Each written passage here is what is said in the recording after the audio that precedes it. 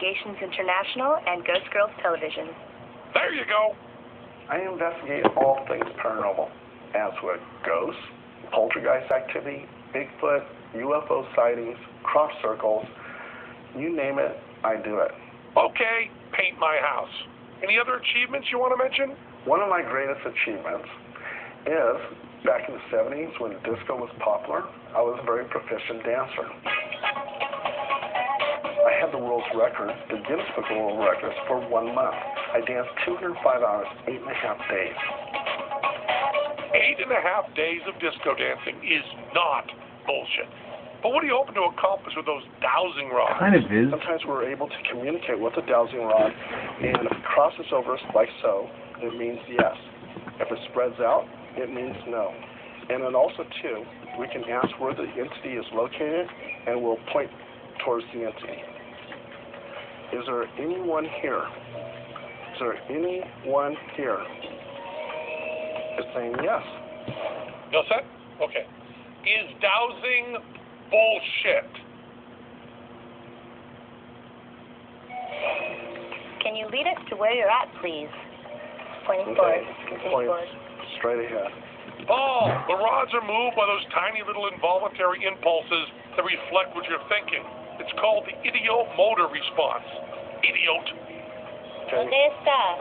Where are you? Oh, I psychically sense the coat hangers are going to lead them to that entryway. Don't you? It's leading us to an entryway. See? Time to ask the entity the big question.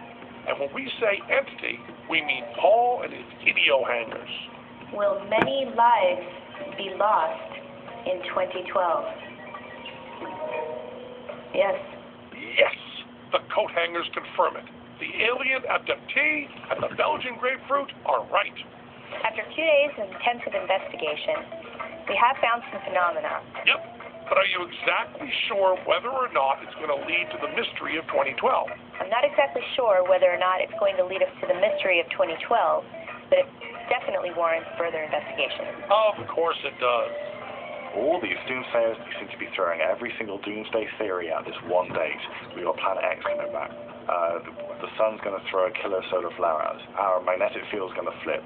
They're using incorrect physics. They're using incorrect science to explain an outcome that isn't possible in 2012. But what about the Mayan calendar? Doesn't the fact that it just ends mean something? Something ominous? Will our computers work? Wait a second. Didn't we have a Mayan Professor Princess on the show? Let's ask him. In Maya records, there is no mention of the world coming to an end, ever. Not 2012, not at any time. I think it's probably going to be a non-event, like Y2K. Well, in that case, what should we do on December 21st, 2012? It's a day to look forward. It's a day to make promises for the future. It's a day to party, and it's a day to hopefully make new beginnings. That's the spirit. Hey, we beat up on Shannon and Paul pretty bad for Mayans, ghosts, and dowsing, and not being too good at counting stairs, but that Paul, he kicks our booty on the disco round. So let's all mark our calendars and celebrate December 22nd, 2012, the day after the apocalypse.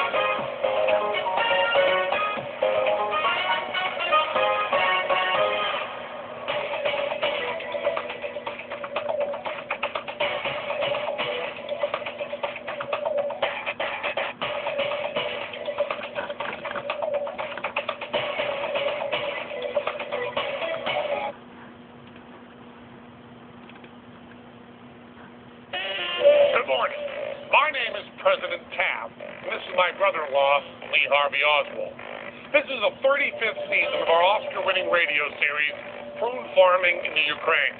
This afternoon, we will prove to you beyond a shadow of a doubt that grasshoppers in Auckland grow to the size of Humvees. Does that seem weird? Does something in my voice or in our eyes seem like we were lying? For 7 seasons, we've been telling you shit about everything from bottled water to Gandhi. And even if you don't always agree with us, chances are that you believe that we believe what we're telling you. But how did you know we weren't just lying? It'd sure be great to have a machine that knows lies from truth. Hell, how about the amazing and spectacular lie detector? But look in their eyes. You know, right? Lie detectors are bullshit.